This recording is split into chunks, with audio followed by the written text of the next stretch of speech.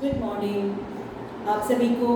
आज हम पढ़ेंगे संसाधन नियोजन।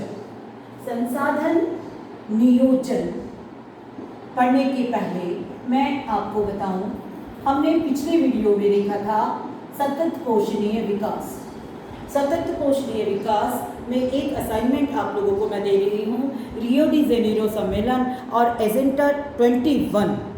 फिर से बोल रही हूँ, रियो डी जेनेरो सम्मेलन जो पृथ्वी को बचाने के लिए किया गया था और एजेंडा 21 पर आप एक नोट बनाएंगे और उसको आपको जो कॉपी आपके पास है सोशल साइंस की उसमें लिखेंगे।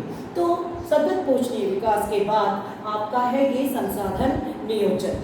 संसाधन शब्द का अर्थ हम अच्छी तरह जानते हैं। अब है ये नियोजन। नियोजन, नियोजन को मैंने तोड़ दिया, नि प्लस योजन, अर्थात निश्चित योजना बनाकर संसाधनों का विकास करना नियोजन कहलाता है। या हम इसको इस तरह समझ सकते हैं कि संसाधनों का विवेकपूर्ण तरीके से, बुद्धि से उसका इस्तेमाल करना संसाधन नियोजन कहलाता है। हमें इसकी आवश्यकता क्यों पड़ती है? हमें इसकी आवश्यकता इसलिए पड़ती है, कहीं कुछ संसाधन बहुत ज़्यादा है, कहीं कुछ संसाधन बिल्कुल कम है, कहीं पर कुछ ज़रूरतें लोगों की ज़्यादा है, कहीं पर लोगों की ज़रूरतें कुछ कम हैं। तो संसाधनों का वितरण असमान होने के कारण, संसाधनों का लगातार बढ़ते दोहन के कारण संसाधनों का एक उचित प्रबंधन करना आवश्यक होता है। संसाधन नियोजन का मतलब ये नहीं है कि संसाधन का उपयोग ही नहीं करना, किंतु उपयोग उचित प्रबंधन के माध्यम से करना, विवेकपूर्ण तरीके से करना, उसे हम कहते हैं संसाधन नियोजन। और इसी संसाधन नियोजन के लिए हमारे देश की सरकार ने भी पंचवर्षीय योजनाएं लागू की है। अब ये पंचवर्षीय योजनाओं के बारे में आपने पहले भी सुना होगा और पढ़ा भी होगा। पंचवर्षीय योजना यह लागू करने का कार्य करता है भारत में योजना आयोग, आज हम जिसे कहते हैं नीति आयोग। 1950 में योजना आयोग का गठन हुआ। पहली पंचवर्षीय योजना 1951 में आरंभ हुई। पंचवर्षीय योजना को आप समझिए, ये 5 साल की योजना होती है जिसमें हम देश का विकास करते हैं, पर उसके साथ ये ध्यान रखते हैं कि सबसे अधिक आवश्यकता किस चीज़ की है, प्राथमिकताएं निर्धारित करते हैं। पहली प्राथमिकता, दूसरी प्राथमिकता, तीसरी प्राथमिकता। जैसे जब देश आज़ाद हुआ था, पहली पंचवर्षीय योजना जब हमने आरंभ की तो सबसे पहली प्राथमिकता थी कृषि के दृष्टिकोण से आत्मनिर्भर होना। और उसके बाद जितनी भी ज़रूरतें थी कृषि संबंधी उपकरणों की, बिजली की, बांधों की आवश्यकता, ये एक एक करके हमने अपने देश के संसाधनों को और देश के धन को इस तरह विकास कार्यों में लगाया। तो ये 5 साल का प्लान होता है। 5 साल में निर्धारित किया जाता है कि विकास की दर यहाँ तक पहुँचेगी या 7 पर पहुँचेगी, 3 पर पहुँचेगी, 8 पर पहुँचेगी, 6 पर पहुँचेगी। ये सरकार निर्धारित करती है, उसको वहाँ तक पहुँचने का प्रयास करते हैं। तो ये है पंचवर्षीय योजना। इसे हमने रूस से लिया है।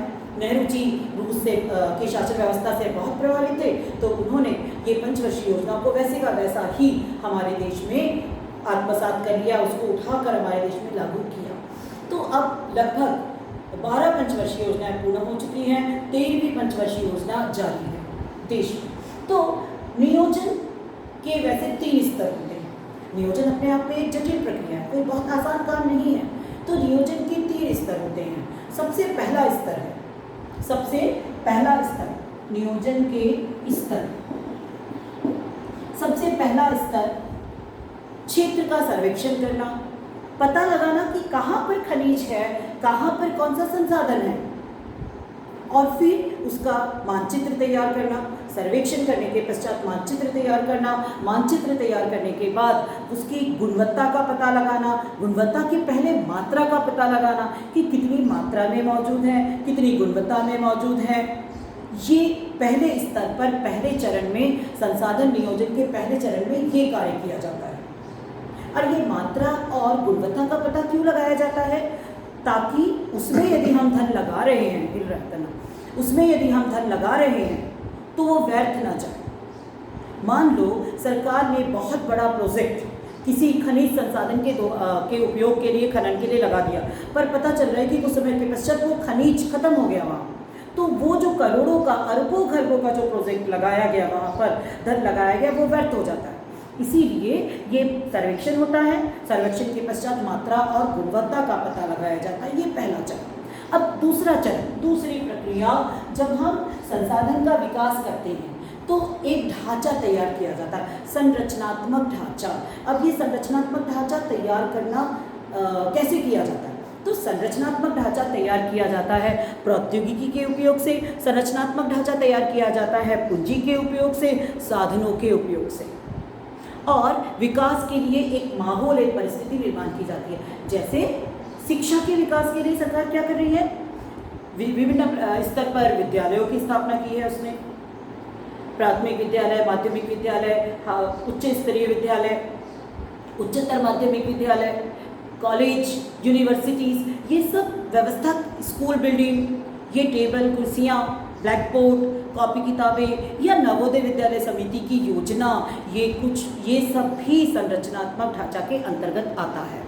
तो इस तरह एक ढांचा तैयार करके सरकार को देना होता है। उदाहरण के लिए प्रीतमपुर एक बहुत बड़ा औद्योगिक क्षेत्र है, तो वहाँ पर सरकार को सड़कों का निर्माण करके, बिजली की व्यवस्था करके, पानी की व्यवस्था करके आरंभिक विकास सरकार को करना होता है, ताकि वहाँ उस क्षेत्र में उद्योगपति आकर्षित हो और उद्योगों की स्थापना करें।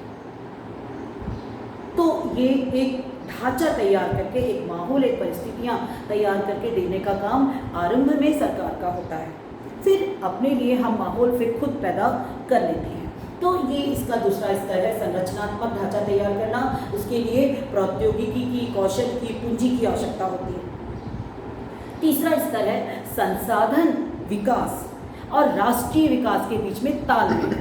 ये बहुत महत्वपूर्ण है। तीसरा, संसाधन विकास और राष्ट्रीय विकास के बीच में तालमेल। उदाहरण के लिए हमारे सीमाओं पे हमेशा तनाव बना रहता है।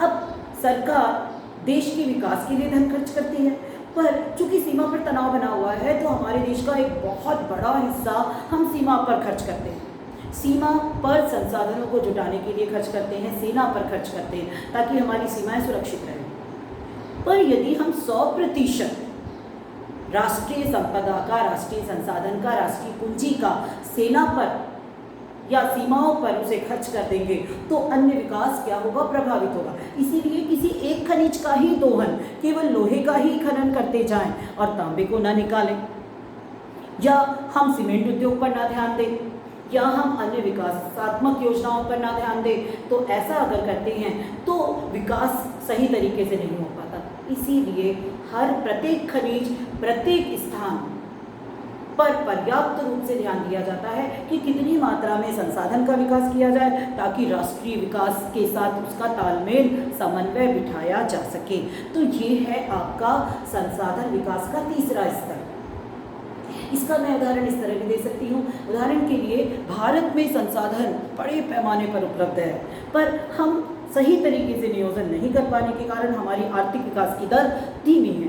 पर इसी के विपरीत अगर जापान को हम देखते हैं, जापान में संसाधनों का अभाव है, पर विकास की दर वहाँ पर बहुत ऊंची है, क्योंकि उन्होंने अपने प्रौद्योगिकी, कौशल और संसाधन जो मौजूद है या जो बाहर से वो आयात कर रहे हैं, उनका और राष्ट्रीय विकास के बीच में तालमेल स्थापित किया है।